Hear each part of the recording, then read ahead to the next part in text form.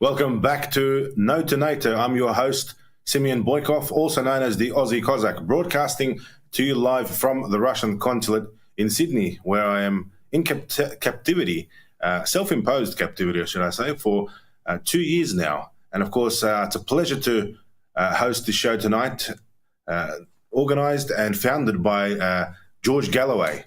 No to NATO plays a very crucial role because it spans all across the world, different continents. We reach audiences in the UK, United States, Canada, Australia, NATO countries, G7, G20 countries. And the message is very clear: no to NATO, no to war. There is a multitude of people, and you're probably one of them if you're watching, who oppose NATO aggression, who sympathize with those countries who are holding the line against NATO. Today's episode is an alarming episode. The world is very close to World War III, very close to Armageddon. In fact, the Russian Patriarch of Moscow, Patriarch Kirill, reminded his people to not fear nuclear Armageddon. He reminded Orthodox people to not fear the end of the world. And that's the kind of rhetoric now that the Russians are using in preparation to answer the provocations of the West. And it is the West that is provocating. Russia is simply reacting.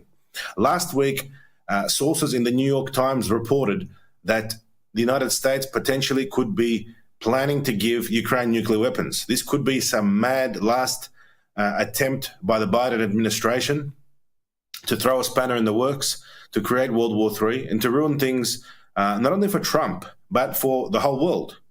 Because Vladimir Putin was very clear in his response. He said that if Ukraine was to receive nuclear weapons, Russia would use everything at its disposal to counter that. Let's have a look at what Vladimir Putin said. Breaking.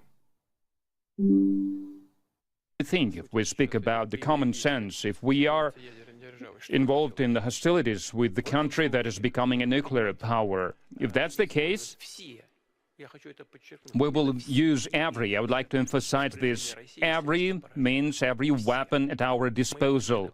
We will not let this happen. That's one. Two, such statements can only be done by people who are irresponsible, who are not responsible for anything, and they carry no burden of responsibility on their shoulders, responsibility neither for their country nor for the world in general.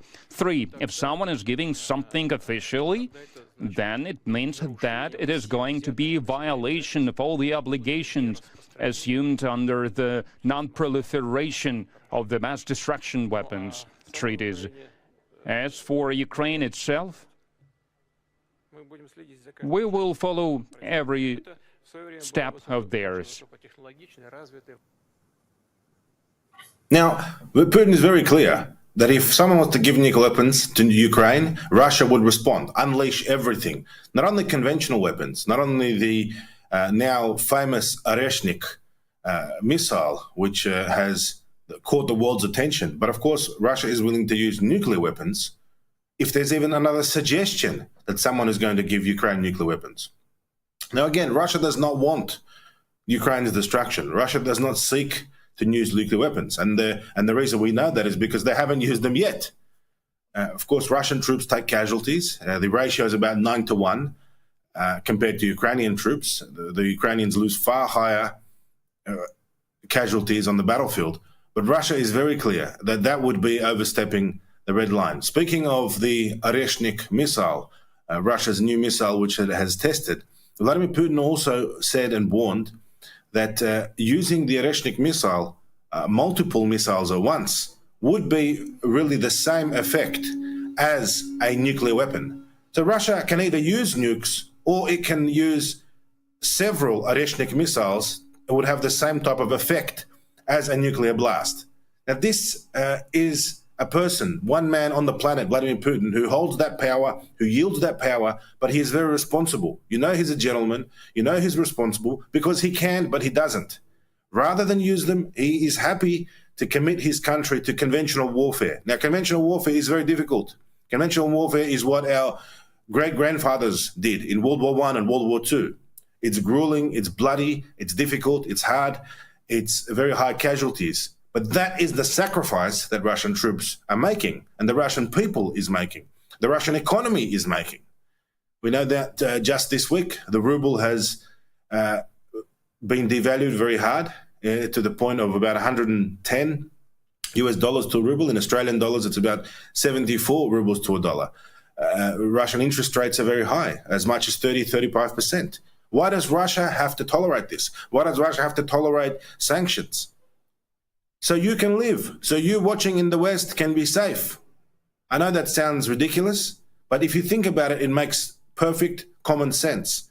Russia is not using nuclear weapons. Instead, it's going down the hard path, the difficult path, and it's opting for peace at the expense of a conventional war.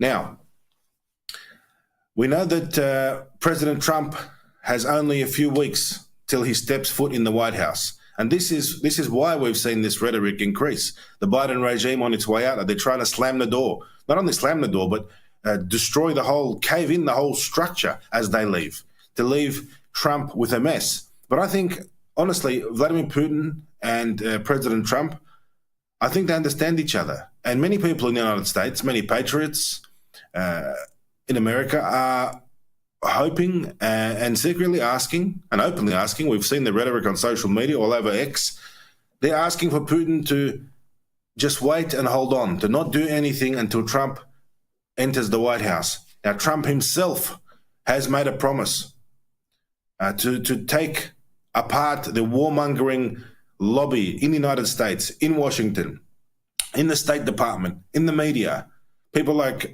Jessica Newland. Let's have a look at what Trump had to say about this. World War III has never been closer than it is right now.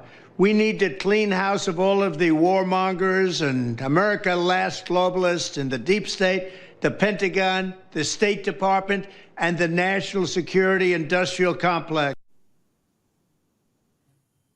Well, he said it. He said it. He's going to clean out the warmongers in Washington. And these are the warmongers, the Hillary Clintons, the Jessica Newlands. These people are satanic. They're sick. These people thrive. When they killed Gaddafi, these people were laughing and watching. When they bomb the Middle East and Africa, these people sit in the Pentagon, they sit in the White House in boardrooms, and they watch it unfold on TVs, and they laugh. They enjoy themselves. And I hope that Trump is sincere. And I do believe he's sincere because Vladimir Putin also believes Trump is sincere. In fact, Vladimir Putin warned that Trump needs to be protected. He needs to be protected because he is in danger. He is at risk of assassination.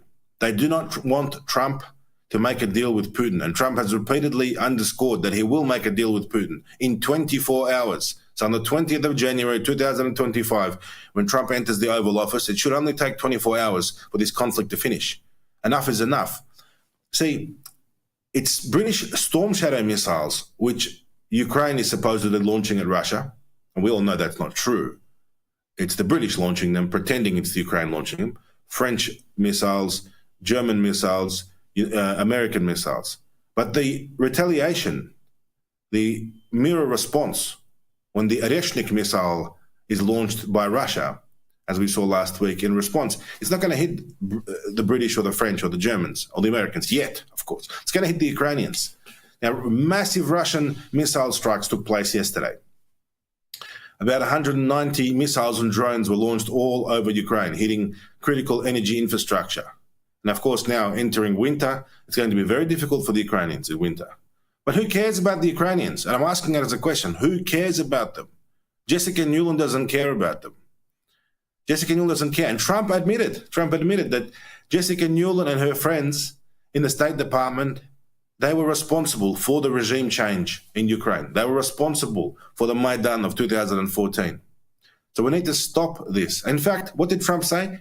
I quote, he said, Jessica Newland was responsible for pushing Ukraine towards Nato. They're big words, they're serious words. I mean, is it just me, or does it appear that Trump is not sympathetic to NATO at all?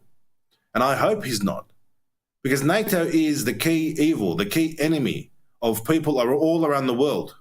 Even those countries which are in NATO, in a sense, they are also victims because they are forced to hand over a large part of their GDP to buy weapons which they don't need. And the Ukrainian conflict was a perfect situation for NATO military-industrial complex bankers and private companies such as Lockheed, such as Krupp, such as, of course, BlackRock, to make more money. Surrender all the old weapons, donate all the old weapons to Zelensky, and we will make you buy new ones to replace them. That's the business model. And that's why they needed Ukraine. At the end of the day, they do not care about Ukrainians at all. I guarantee you, nobody in Washington cares. And the people you see on social media with Ukrainian flags in their bios, in fact, you see less and less of them these days. They're either Nazis, let's just face it, they're either Nazis, or they're people who are just going with the current thing. Now the current thing is over, and there's less and less of them. It's very good to see that Americans are waking up. Americans are saying not one more cent, no more money to Ukraine, to Zelensky. Because look, let's face it, the money doesn't even reach Ukraine. The money doesn't reach Ukrainian civilians. I mean, Ukrainian civilians are suffering, but they're suffering at the behest of Zelensky, at the behest of the Biden regime, which is now in its dying days, thankfully. So look, the world is in a dangerous position, but I have full trust, I have full confidence in Russia, in Vladimir Putin. He is simply reacting to what the West is doing. And they're under immense pressure, the Russians. It's a huge responsibility that Putin carries on his shoulders, and you have to hand it to him. He's doing a very good job. He just recently visited Kazakhstan. He was greeted like a boss in Kazakhstan. And Kazakhstan, one of the major countries that made up the Soviet Union previously, pivoting towards Russia, showing its loyalty, not receiving Zelensky, but receiving Putin. The other Soviet republics, Georgia now becomes pro-Russian. Romania, a new government is forming in Romania, another pro-Russian government sweeping to power. And all around Europe, we have parties coming to power which are very sympathetic to Russia and very unsympathetic to NATO. Now, NATO really should not exist because the only reason it was created was to counter the Soviet Union. The Soviet Union ceased to exist in 1991. Why does NATO continue to exist? Because it's a business model. It's simply a business model. It's very good for those people who have shares in Western military companies. Continue deploying weapons, building weapons, forcing countries to buy those weapons, use them in battle, and then replace them again. Ammunition, shells, artillery, tanks, everything needs to be used up and cleaned out. And Ukraine is the perfect place for that. I mean, the numbers are staggering. Something like 15,000 tanks either side have been destroyed. These are huge numbers. This is more tanks have been destroyed in the NATO, Ukraine, Russia conflict than in all the wars since World War II combined. It's a very scary statistic. But again, Russia has managed to preserve a sense of normalcy in society. If you go to the Russian cities, things are going as normal. Things are functioning as normal. Prices are normal. Stores are fully stocked. The shelves are fully stocked. Despite sanctions, there's no really price gouging. People are living normally. People are working, making money. Families are living life as per normal. And that is the brilliant and the genius approach which Vladimir Putin managed to take on. It was a very fine line. He couldn't commit Russia to a full war, to full mobilization, to put the people or the country or the economy at an inconvenience. And that's why, in a way, it really is not a war but a special operation. God forbid if it should become a full-blown war and Russia should announce full mobilization, it would be a completely different story. But the problem for the West, now I'm going to put myself now in the shoes of a Western observer, a Western analyst, or a Western expert, or an American, British, you could say NATO patriot, because true American and British patriots are against NATO. Now let's just call it a NATO patriot. Let's pretend I'm now a NATO patriot. If I'm a NATO patriot, if I'm for the deep state, I should be very, very worried. Why should I be very worried? Because Russia was a quiet country, just plodding along, exporting its wealth, investing it overseas, all the money from oil and gas and gold and diamonds and timber and precious metals and rare earths. All the money Russia was making all these years since 1991 was cleverly being exported and sent overseas to the West. Up until now, up until this conflict started. Thanks to the sanctions, all the money stays in Russia. Russia becomes stronger. That's bad for NATO. That's bad for the West. Russia's military is now producing so many tanks and missiles that they haven't been producing since the days of the Cold War. In fact, the latest statistics show that Russia is producing quadruple of ammunition and weapons in comparison to all of the EU put together. You take all the EU countries, Russia is making times 4 of all those countries put together. Why? Because NATO's aggression. Russia didn't want to do this, but Russia is doing it, and Russia's doing a great job. So really, NATO's aggression is making Russia great again. It's turning Russia into what NATO always feared. All they had to do was leave Russia alone. Trade with Russia, do business, make money, allow Russia to be friends with Ukraine, allow Ukraine to be a pro-Russian country. What was so wrong with that? What was wrong with Ukrainians and Russians being friends? What was wrong with the Ukrainian Orthodox Church and the Russian Orthodox Church being in communion, being together, praying together, as they have done for 1,000 years since 988, when Rus was baptized in the river Dnieper? What was wrong with that? Nothing wrong with that.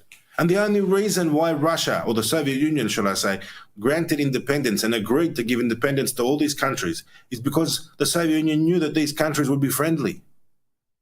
Do you really think if Joseph Stalin, after World War II, if he had a crystal ball to look forward to 2014, and he knew that NATO would come into Ukraine, he would not have left Ukraine anything. He would not have built anything for Ukraine.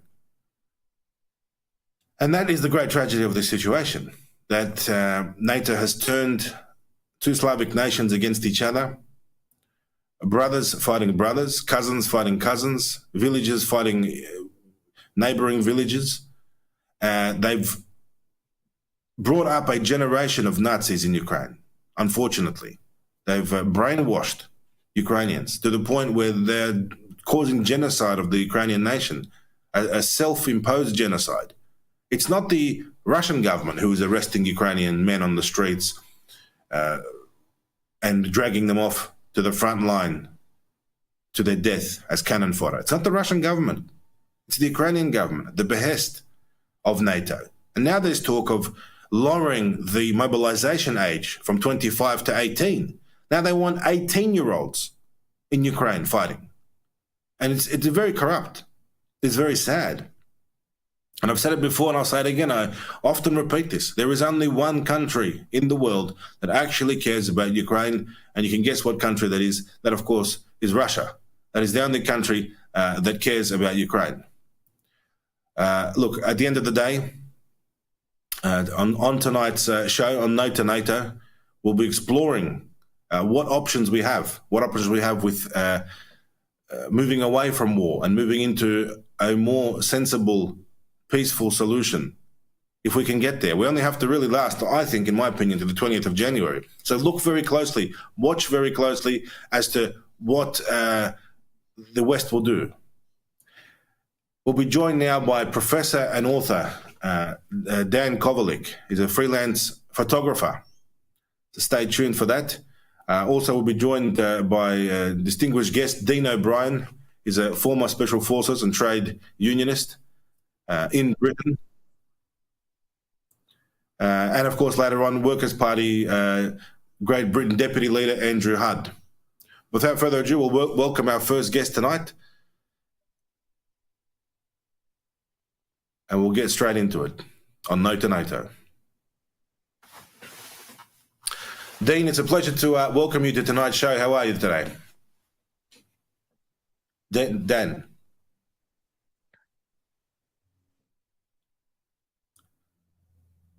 Just a slight technical issue. Can we get Dan's microphone on? Just try again, Dan. Can we hear you now, Dan? Please go ahead. I can hear you. I'm here in Pittsburgh, Pennsylvania, and really happy to be on your show. Fantastic. Well, you're in Pittsburgh, Pennsylvania. Let's start with the elections that were passed. Pennsylvania was a key state. It was a very important state. And what can I say? Can I congratulate you with Trump's win?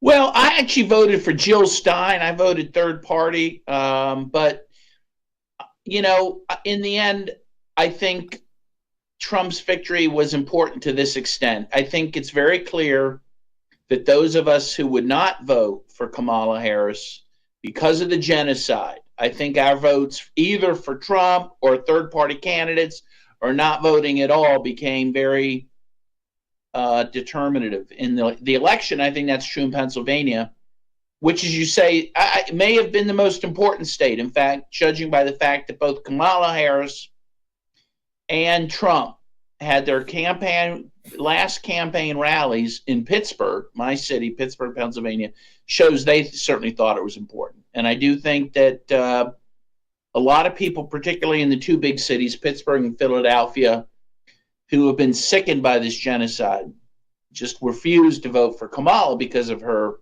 role in that. Well, I appreciate what you're saying. I completely understand that from the point of view of trying to stop and prevent the further genocide that's taking place in Gaza, that neither Trump nor Kamala were ideal candidates. I understand that. I agree with you. But can I ask you, in the broader picture of things, if we take into consideration the geopolitical situation around the world and the relationship between the Israel-Gaza conflict, or as you say, genocide, and the Russia-Ukraine NATO situation, another genocide of the Ukrainian people, by the way, do you think there's a potential where there is a deal on the table made between Putin and Trump, which encompasses all conflicts at once? Because I highly doubt that Putin and Trump will meet and they will say, all right, let's fix this, but leave this on fire. Let's continue war here, but let's stop war here. Do you think there's a big solution to this, a deal on the table? And what would that look like hypothetically? I think it's possible.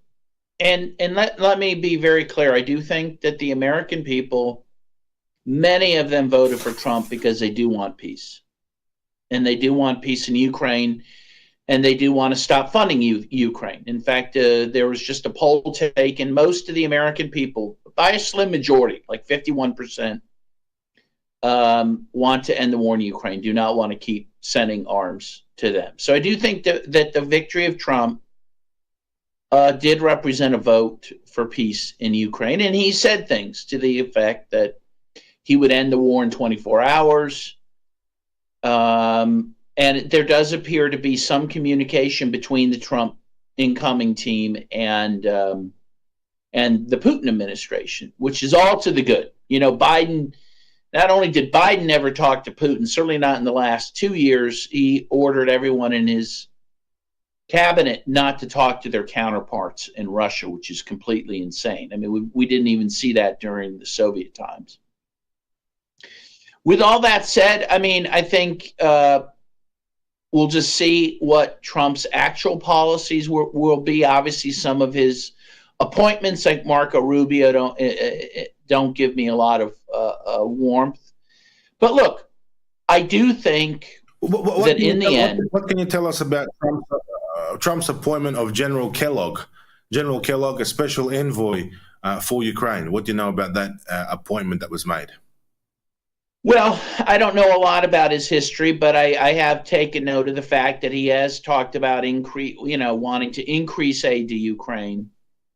There appears to be some, a tendency within the Trump administration that believes in de-escalation through escalation. That essentially they think they can end the war by being willing to escalate it and to pressure Russia into taking a deal that the West can't approve of. I think Kellogg may be of that ilk, which is concerning. I think we've had... Kellogg is just an envoy, so we can assume that Kellogg will represent Trump's position, hopefully. And maybe, yes, previously Kellogg has been involved in funding Ukraine, but as you rightly said, most Americans, and it's so clear on social media, You look at the comments, what people are saying. In fact, right now, if you read the comments, Christine Peach is writing, heck no, Russia is not to wait for Trump. Russia must do what is needed to Russia. For Russia. People are saying no more funding, not one more cent. So something's changed in the United States. It's good to see. It's good to hear. It's good to read. Kellogg will probably represent what Trump wants. So, I mean, what does Trump want? I mean, if Trump had a magic wand, in your opinion, as an expert in this field, what would he do? What would he ask his general Kellogg to do when Kellogg goes and speaks to Putin and Zelensky? I think he does want the war to end. I do believe that. I do think he wants to stop the hemorrhaging of the treasury on Ukraine. The question is going to be what terms he wants. You know, what terms he's going to insist on. I'm not sure what those are going to be. You know, my own view is that he should not insist on Ukraine keeping all of its pre-SMO land, particularly the Donbass. By the way, I've been to the Donbass 5 times in the last 2 years. I believe you've been there as well. I'm certain that the people in the Donbass do not want to. It's very impressive. 5 times in the last 2 years. So you've risked your life, really, to travel to the war zone for the sake of your journalism and your campaigning for people. Yeah, for peace. I mean, I see myself as a peace activist, as a citizen diplomat, and I feel I understand the people in the Donbass, and I know they do not want to return to Ukraine. They feel happy to be part of Russia and feel safer now that that they are part of Russia. And I don't think they're going back. Obviously, the Crimea is not going back. And certainly, again, any insistence on such a thing would be not only a non-starter with Russia, but I don't think it would be the correct move because, as we know, in my view, the government in Kiev gave up any claim to the Donbass and to Crimea when they started attacking their own Russian people within Ukraine in 2014. Now, again, I don't know what. And I don't know if Trump will insist on that, what he'll insist on. We know, and it's important to remind your audience, we know there was a deal on the table just about a month after the SMO started in February 2022 that both sides appeared willing to accept. And that deal would have allowed Ukraine to keep all the lands it's lost since the SMO began. And it's also clear that the United States and the UK intervened to stop that peace deal from happening. And I think, again, that deal's no longer on the table. It's no longer a possibility. So the key question, I guess I don't have an answer. I don't have a crystal ball. I don't know. I do think Trump wants to end the war. The question is, will he insist on those lands being returned? That's going to be the big question. Well, you said it yourself. You've been there 5 times in the last 2 years. And for the sake of our Western audience who are watching, did you meet anyone in those Russian-held areas, in the Donbass where you traveled? Did you meet anyone that told you they would like to return to Ukraine? I did not meet one person who had that view. Everyone that I met 5 times in the last 2 years. Yes, since the SMO began. I've been to Donetsk 3 times. I've been to Luhansk. I've been to Kherson. And I have not met anyone in those areas that want to be part of Ukraine anymore. They felt betrayed by Ukraine after the U.S.-backed coup in 2014. They were physically attacked. As you know, 14,000 people died even before the SMO began in the war between Kiev and its own people in the Donbass. And the people don't want to go back. And in any case, the truth is, and I believe at least 500,000, and this is an old number. The last I checked, at least 500,000 people in the Donbass hold Russian passports. It's probably much more now, but I know that's the last time I checked. It was 500,000 people. My guess is it's a lot more. They can now freely travel between the Donbass and mainland Russia, I guess I'll call it. which they like to do. So, yeah, there's no question. And again, I'll just give one example of also, if you want proof from how the markets work, real estate went up big time in Donbass. The prices went up after Russia intervened and after the people of the Donbass voted to go back to Russia, which I think is, somewhat.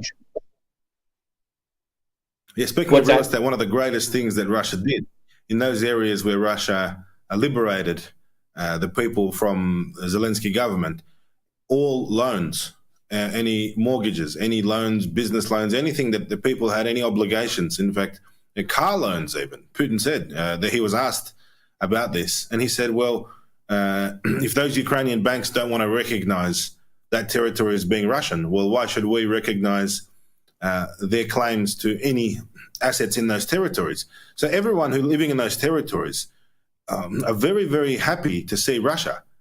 They got basically clean slate, wiped all of their loans, and now they're receiving Russian wages, Russian pensions, which are far, far higher than the Ukrainian ones. And Russia is injecting billions and billions of dollars into these new areas, into huge infrastructure projects, roads, anything. Really, I know from people that are over there and working in these businesses that any project you can put to paper, which is marginally sensible and makes sense, will get funding. The Russian government has basically said, we're going to pump this place full of money. We're pumping Donbass full of money, Kherson, Zaporozhye, Crimea. These regions, in terms of population, are not very large compared to the rest of Russia. But in terms of national and federal importance, Russia is throwing everything at these regions. And why would Russia inject billions of dollars into those regions if Russia was planning to abandon them or hand them back or give them over in some type of a negotiation deal? Of course, they wouldn't, which is why I agree with you. Russia's not going to hand anything over. Russian blood was spilt. People fought for that land. Not only Russian soldiers, but let's rewind, Dan, to 2014, how local civilians, men, women, students, miners, coal miners, factory workers, taxi drivers from Donbass, from Crimea, from those regions, in Mariupol, even Odessa, which is still under occupation. People rose up against the Poroshenko Nazi regime of that time, and many of them were killed. Many of them are still in prisons, being tortured, simply because on the 9th of May, on Victory Day over Nazism in World War II, these Russian people, Russian-speaking people, wore a St. George's ribbon or laid a wreath of flowers to a monument to Soviet soldiers to honor victory over Nazism. And this is all they've done wrong. Simply spoke Russian, simply had a Russian last name.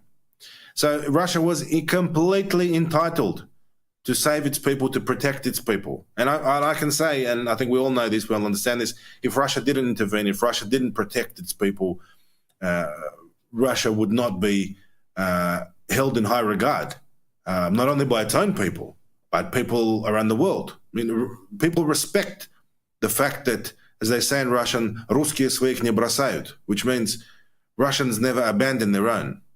And Dan, thank you for traveling to the Donbass. Thank you for putting your life at risk.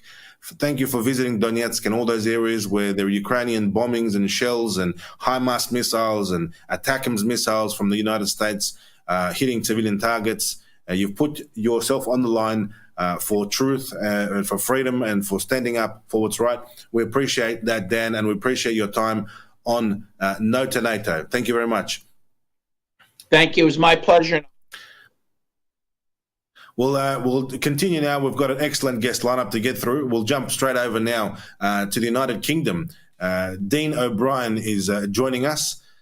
Dean O'Brien is a freelance photographer who spent the last 15 years traveling around the world to different countries, including Russia.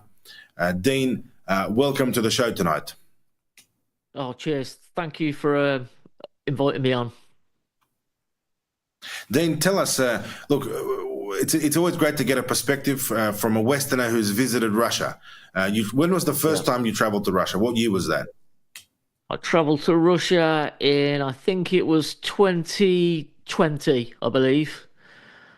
So yeah, that was my first time in Russia. That was 12 months after I first went to Donbass in May 2019. And since then, how many times have you returned? I've only been to Donbass the one time. That was in 2019, and then after that, I've been traveling to Russia and to other countries that are kind of affected by this conflict. So, for example, the kind of photography and reportage that I do, you try and find a niche. You know, I could, for example, go to Moscow, but there's lots of Westerners there.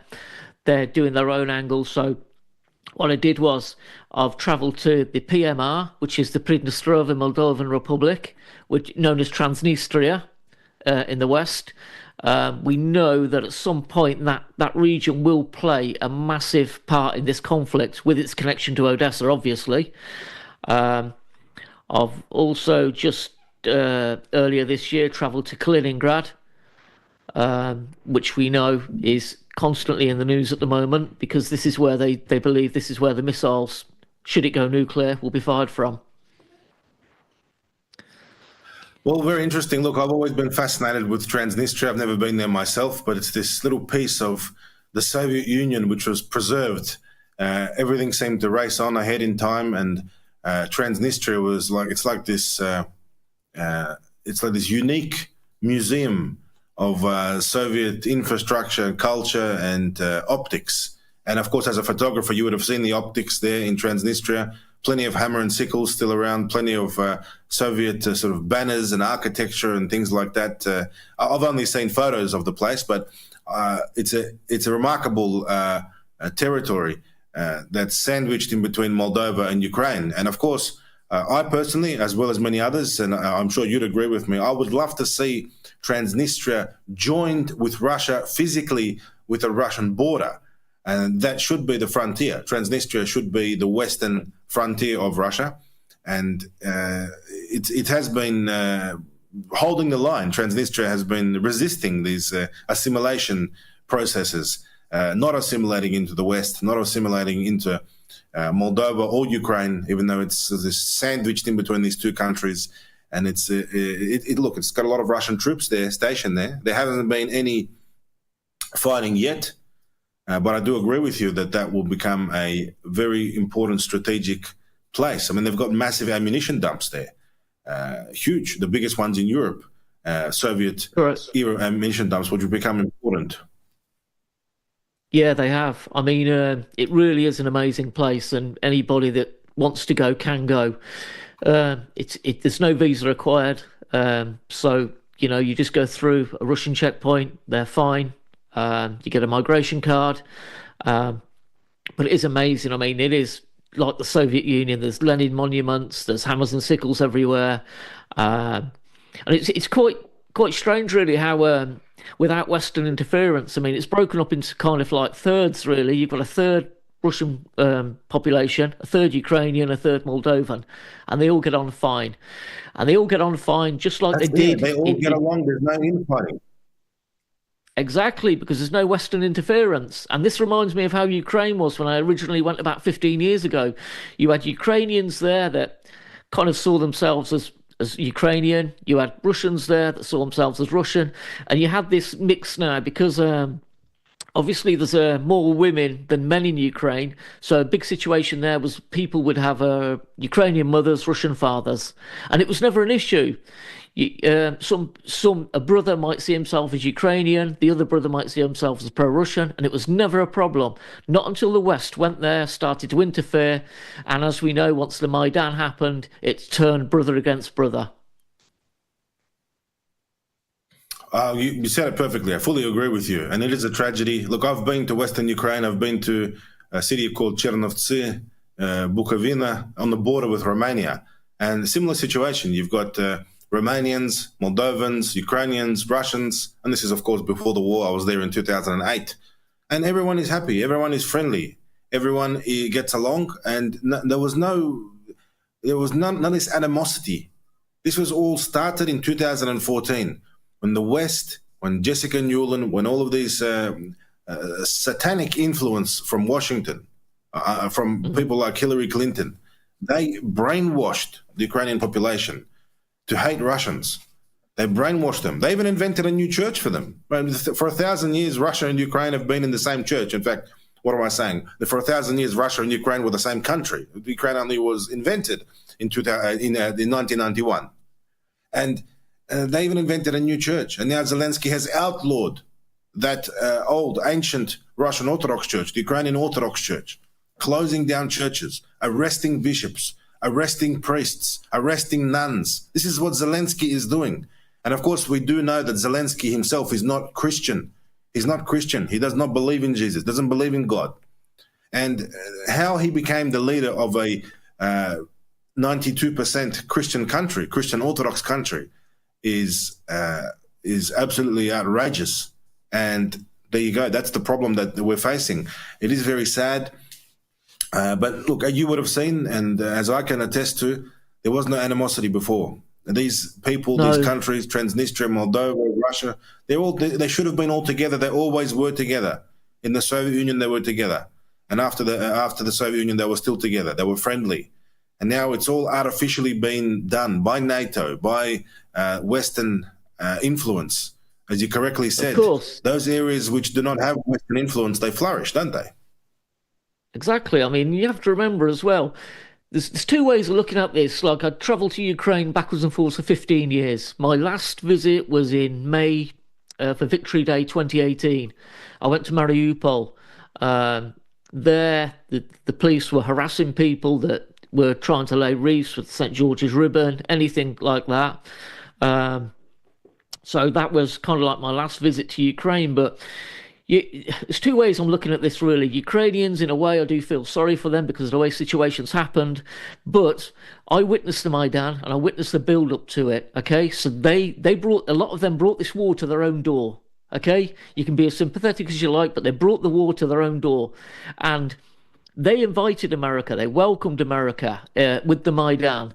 And, there's this old saying, if you invite a pig to dinner, don't complain when he puts his feet on the table. And this is what's happened. They've invited America in, and now it's all going pear-shaped for them. They're not really sure what's going to happen. Trump's coming in. Biden, as you know, is going hell for leather now. He's throwing everything into this, thinking that whilst he's still in office, he'll be able to pull something out of this. The only thing they're going to pull out there is more bodies out the rubble, because there is no win in this for Ukraine. No win at all. Look, I can guarantee everyone in the West thinking and watching what happens if we just let Russia, so to speak, have its way and complete its spiritual liberation. I can guarantee you that is actually the best and most humane course of action the West can take, is to just say, right, Russia, do what you were going to do. And what was Russia going to do? All they wanted to do was demilitarize Ukraine and denazify Ukraine. They don't want Nazis on their border. They don't want ATACMS, HIMARS, Patriot missiles on their border. They don't want biolabs on their border. I mean, that is not unreasonable. What the Russians wanted is not unreasonable. And that's all the Russians want. Russia doesn't need extra land. Russia has enough land. Russia has enough everything. I mean, they got so much undeveloped land back at home all over the country. And if anything, these new regions, it just brings a budget deficit. It doesn't actually bring in. But guys, we've got a great audience tonight. Large numbers watching on all platforms. Massive. I want to say thank you to a huge audience. And we are live on YouTube. We're live on TikTok. We're live on Rumble. Live all over the place. We're live on X. We're live on George Galloway's platforms. We're live on NATO's platforms. We can see all your comments in the comment section, and we'll read a few of them out now. Jenny Lynn says, the US demands full submission and will not allow any competition. Emily Lightfoot from Australia. Welcome, Emily. She's one of our great old listeners, old viewers from the days of the Aussie Cossack channel. It must be terrifying time to be a civilian in the Ukraine at the moment. Talking about mobilizing women and 18-year-olds, killing old women who would rather wait for the Russians. I mean, Dan, this is something that the West needs to understand. Old people in Ukrainian cities, when they hear that the Russian army is coming, instead of running, they buckle down, they go into their basements, and they wait. They wait for the Russian army. And they say, at the Battle of Avdiivka, at the end of the battle, there were people emerging from the basements. when this battle went on for months and months and months, bombing, everything destroyed, and out of the rubble emerged civilians. And the Russian troops were shocked that these people they would rather risk living through a battle, a modern warfare battle with drones and artillery and tanks and serious weapons, fab bombs. These are massive bombs that are going off. And these Russian people and Ukrainian people, because they're the same, for us they're the same. They would rather sit in a bunker and wait the battle out than live in Zelensky's Ukraine. And what does that tell you? What does that tell the West? Shouldn't that tell them something, Dean? Oh, of course it should. I mean, we should never forget that 27 million Soviets sacrificed their lives to so that we're talking today, basically, and defeated Nazi Germany. So that's the spirit that they've got, and it will never change. Then on that point, and that is the spirit, and because Russians honor the spirit of their ancestors, they honor the heroes of the Great Patriotic War, the 27 million who died fighting the Nazis, because there is that sense of intergenerational honor, the respect and remembrance. It's very strong in Russia, very strong. 9th of May, Victory Day, is probably the most important day of the calendar. And because there is that mentality, that's why now in 2024 and next year in 2025, more Russian men will stand up, get off the couch, kiss their wives goodbye, march down to the recruitment office and go to the front lines, because they know that they too will be honored. They know that they are fighting and dying, not only for a country, but for a phenomenon, for a intergenerational spirit. They are joining the ranks of the heroes, who are honored every year. And that's what the Westerners understand about Russians. You can kill Giwi, you can kill Motorola, you can assassinate somebody, you can take out our heroes, our leaders. Doesn't matter. They live forever, and more will replace them. Putin is old, and it doesn't matter. He dies of old age in 10, 20 years, many years to him, as they say, много лет нашему президенту, as they say in Russian. But it doesn't matter, because Putinism will live on. And what is Putinism? What is Russia? That's that spirit. That's honoring our ancestors. That's honoring the blood that was spilled. And it's sacred. Where in the West do you see that type of honor of veterans these days? Which country? Name a country. Less and less emphasis in the West is put on military parades, and more influence and more emphasis is put on parades of another nature, which we won't even mention on this show. And that's the degeneracy which is happening in the West. And people are shocked when they go to Russia and they see young people wearing military uniforms, laying wreaths at monuments, and singing patriotic songs and praying in church, and people having families and having children and believing in their country and believing in God. This is the thing. The West does not believe in God anymore. They're turning their backs on God. They've turned their backs on themselves. They've turned their backs on their parents, on their great-grandparents, on their ancestry. I mean, most people, unfortunately, look, I live in Australia. Anzac Day parades, they're getting smaller and smaller every year. There's less and less interest and emphasis on patriotic ideology, because the globalists are taking over the West, and the globalists are trying to stamp out this type of patriotism. But Dean, I think it's incredible that you've traveled to all of these places. One day I also wish to travel to Transnistria, to that part of the world. And I want to thank you for your excellent work that you've been doing as an ambassador for peace between the nations, between Russia and the West. And let's hope that soon, once Trump enters the White House and they meet with Putin, that they will rectify this terrible situation which has enveloped over the years, and return things back to normal, and people can get back to raising families, raising children, and being healthy, and worrying about their lives instead of worrying about survival. Thank you very much, Dean, for joining us today on NATO. Let everyone know, please, where can they find you, and where can they view your photographs from Transnistria? Well, they can go onto my Twitter feed. It's at DinoBino1.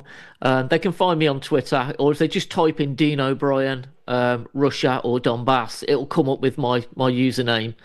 So they can find my work on there. But like most photographers, they have to take into account that a lot of my stuff is ghosted. You know, I'll put a post on there and it just doesn't seem to appear on the feed because we just go through that restriction now. Thank you, Dean. Look, one day I think we'll defeat big tech and their censorship also. There's no reason why your work should be ghosted or why our work in general that we do should be censored. Big tech is part of the problem. The big tech allows the deep state to get away with the crimes they get away with by silencing ambassadors for truth and freedom such as yourself. Dean O'Brien joining us from the UK. Thank you very much. Moving on now. One very important thing I'd like to bring up now. You would have seen a QR code, guys, on your screens. That's the No to NATO QR code. Now, I'll tell you why it's very important to subscribe, follow, and donate to No to NATO. Now, this is not something which I often ask for, but this is important. Why? Because Russia cannot fund this program. I can't fund this program. Vladimir Putin can't fund this program. Russia Today can't fund this program. Could you just imagine if Russia Today was funding this show or the Kremlin was funding this show? Now, for us to be able to broadcast in the West, for us to be able to bring you the other side of the story, it's important that it's crowdfunded and it's only crowdfunded. And we'll continue bringing you No to NATO, updating you with the latest information on this war. There aren't many programs like this in the West. There should be, but there aren't. The reason there aren't because they're being censored and hammered everywhere. Thank God for George Galloway and his team. They're still there. They're still in the game. They're still fighting. And that's why it's a crowd-funded exercise. So if you feel strongly about what you're watching tonight, if you connect with what we're saying and you want more of this and you want more of this type of, let's just face it, propaganda against NATO, because there's nothing wrong with saying that. We're entitled to propagate information against NATO. We're entitled to say no to NATO and stop NATO. Because if we don't, who will? Who will say that? And I know there are many people all around the world in BRICS. There are billions of people around the world who really want this. They really want a stop to NATO. NATO should be disbanded. NATO should not exist anymore. In fact, Vladimir Putin himself said, why doesn't Russia join NATO? And NATO was like, well, what do you mean, Russia join NATO? And Putin said, well, yes, Russia joins NATO. And then what's the point of NATO? So there you go. That's how we can fight NATO, by donating now to this QR code on your screen. Don't forget, the people who are fighting, the people who we're broadcasting against, these people are funded and armed with billions and billions of dollars of your taxpayer money, by the way. So here we are. We're the little guys. We're fighting in the corner, but we're doing a good job. Thank you to the team in Bristol and Birmingham and our international audience all watching now. Hit subscribe, hit follow. But enough plugging the show. Let's continue with the content tonight because we've got some excellent content. I can see all your comments on the screen. Hector's house. The USA has 800 military bases abroad. Colonialists, indeed. I mean, I'm glad people are waking up all around the West, and it's important we continue the pressure. We do not stop the pressure. Moving on to another guest from the United Kingdom. His name is Andrew Hudd. He's a former Special Forces soldier. He's a trade unionist and the Workers' Party of Great Britain deputy leader. He's the vice president of the ASLEF trade union. And it's a pleasure to join him to the program today. Andrew, welcome to No to NATO. I wish I was Special Forces, but I was Royal Navy. But almost as good. Royal Navy. Royal Navy. Yeah. Well, let's start with that. What rank exactly, Royal Navy? Where did you serve? What ships did you serve on? Because I'm always fascinated in this type of things, the British Navy and history. It's very interesting to me. Yeah, well, I served in the 1990s, so and I was on the big ships. I was on the aircraft carriers. Done a few tours here and there, and retired when I got to Oz. Funny enough. Put my notice in when I got to Oz, but yeah, I was seen the conflict in the former Yugoslavia, done 3 tours down there, but had enough after 9 years. I like that song, Britannia rule the waves, Britons never, never, ever shall be slaves. That's right. Yeah, well, the Navy... Did you sing that song often? Oh no, we had other songs, Cossack, other songs, but no, that when the Navy back then, even then was underfunded and not as good as it could have been. But the people I served with were amazing, very well trained, good guys, and we're seeing the change in the armed forces at the moment, where we just got rid of two more ships in the Royal Navy, which is sad. We got more admirals, vice admirals, and rear admirals in the Navy now than operational ships. Well, that's obviously a bad thing. Meanwhile, China now has 1,000 frigates, 1,000, and they're building more and more and more. And by the way, thanks to Australia, who is exporting iron ore, which is sent directly through Port Hedland, of all places, by the way. Shout out to Port Hedland and Adrian McRae. All that iron ore goes to China, and China is building the world's largest navy, the largest surface fleet. So China is becoming very, very strong, and we will see where that leads. But look, let's talk about, Andrew, the sentiment in the British military. There's a lot of talk lately about the British going to war against the Russians, and in fact, British troops being put on the ground in Ukraine. One of those people who is agitating for this is the warmonger Boris Johnson. Now, Boris Johnson, let's have a look what he had to say about this only yesterday. I get back to my earlier question. We are, let's face it, we're waging a proxy war.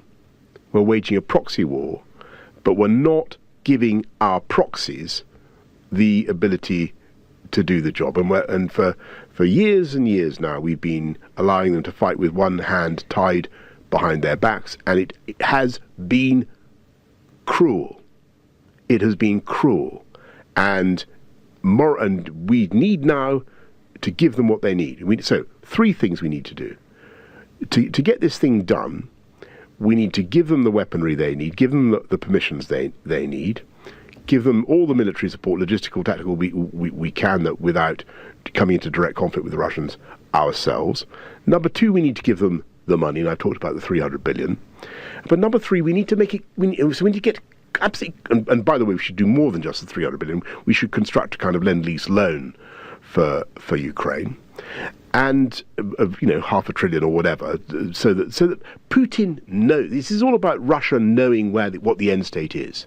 To get back to my key point, the Ukrainians, the Russians, the world has to know where we, America, UK, Europe, want this thing to end up, and we have allowed that ambiguity to drift on and on and on. And that is the whole problem with Ukraine.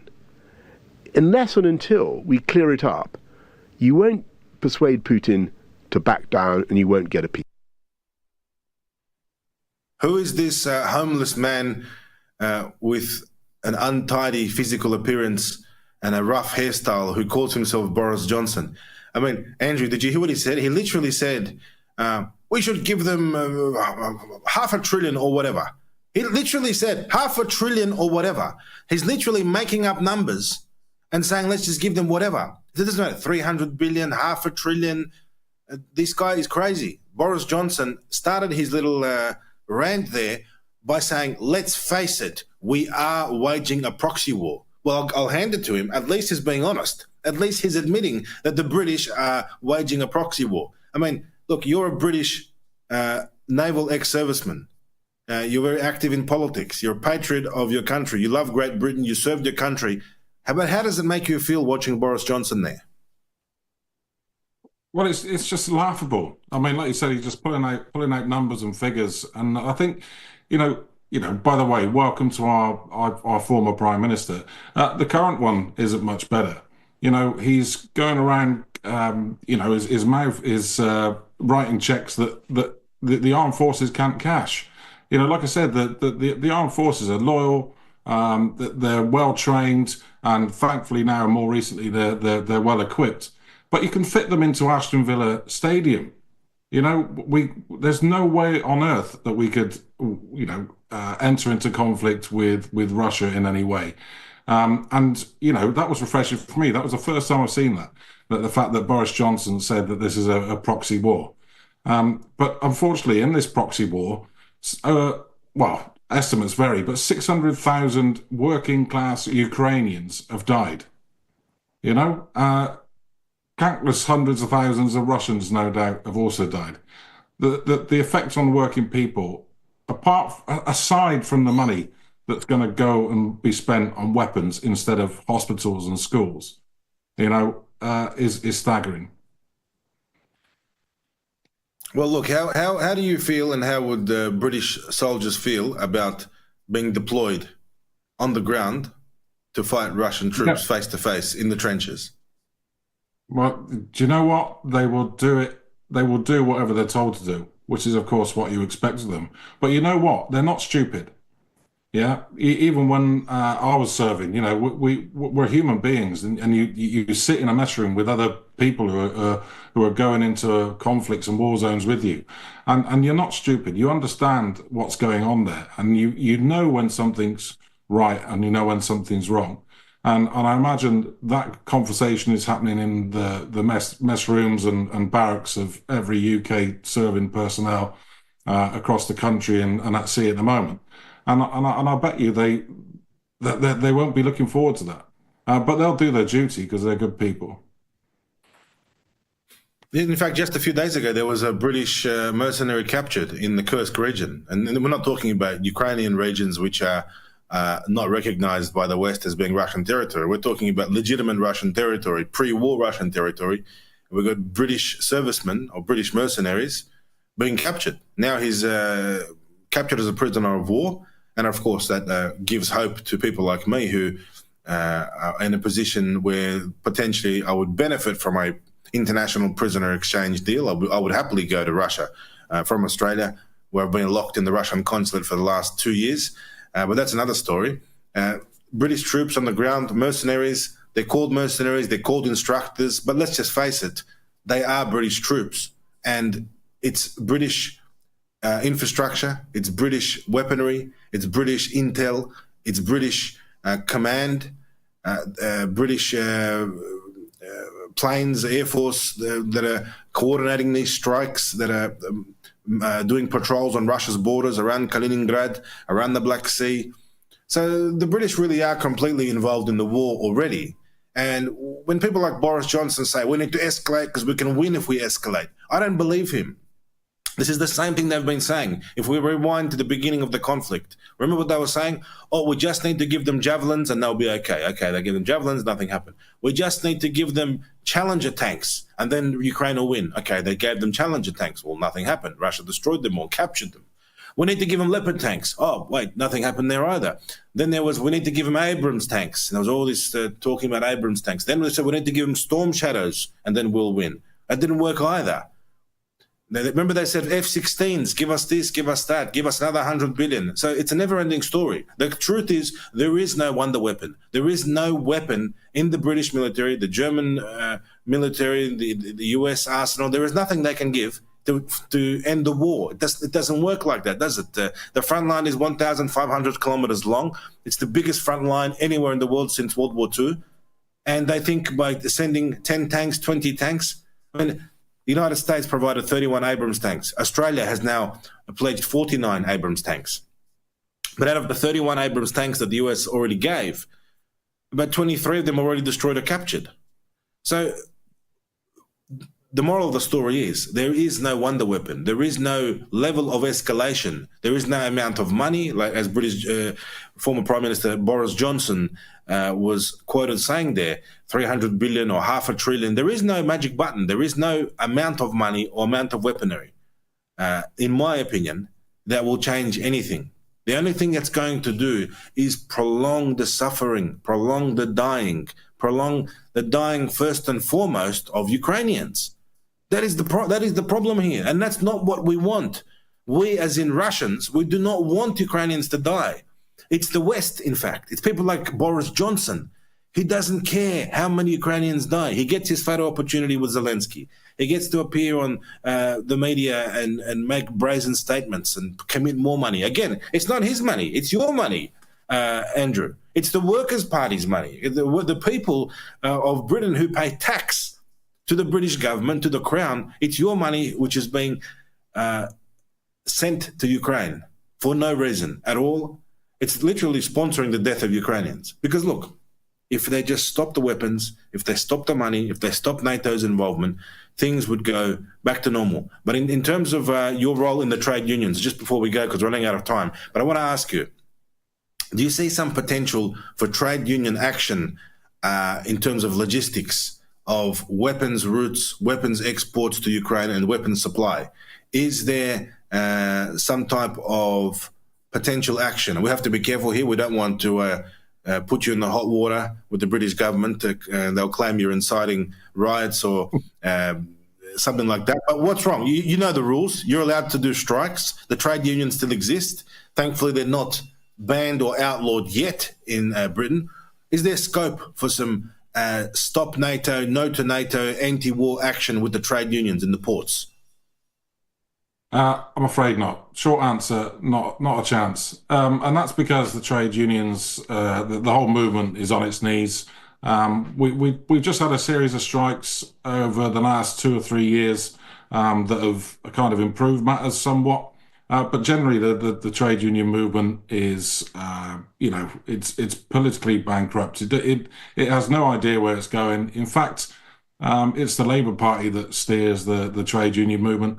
And there have been glorious stories in the past where trade unionists have stopped working trains, stopped putting containers on boats, stopped weapons going to conflicts around the world. But we've got a genocide in Gaza, and not one weapon has been stopped leaving this country. Not one weapon part, not one bit of machinery. The wheels of industry have still turned to supply the parts for the F-35 that are carpet bombing Gaza and killing tens of thousands of women and children. And so, no, I think Ukraine is well down on the list of what could be done. Like I said, the trade union movement is in a woeful state at the moment, and it needs to change. I'm afraid to say that. Look, I'm very keen on some type of coordinated international no to NATO action. And I've spoken about this before, mentioned it to the Honourable George Galloway. And I think that it's something we need to do because we live in the West. We live in countries like the UK, Australia, United States. I think we'll find a lot of support for people who would like to march and protest against their own government's warmongering policies of supplying weapons and money and troops, essentially, troops as well, to Ukraine. And that's something that's in our power. That's something that we can do. And I know a lot of people would love to put their name to a no to NATO rally, to march in a rally like that. So when their grandchildren ask them, well, what did granddad do during the Russia-Ukraine war? You can then boldly say, I marched against it and I did something against it. And if you want to do something against it right now, if you want to get involved in the informational war by helping sustain broadcasts such as this, make sure you scan the QR code No to NATO and you can support from there. And also by leaving a comment in the comment section below, hitting subscribe. And look at some of your comments right now. Captain Blimp says, Boris Johnson is American, born in New York and sent to British public school to acquire that pretentious upper-class accent. I didn't know that. Dean, do you agree with that, Andrew, that Boris Johnson was actually born in the United States? Well, if that's true, that would tie it all up, wouldn't it? It'd explain a lot of things. But the man's a buffoon. Well, that one, I want to leave you at the shame. It's not your shame. It's the US shame. No.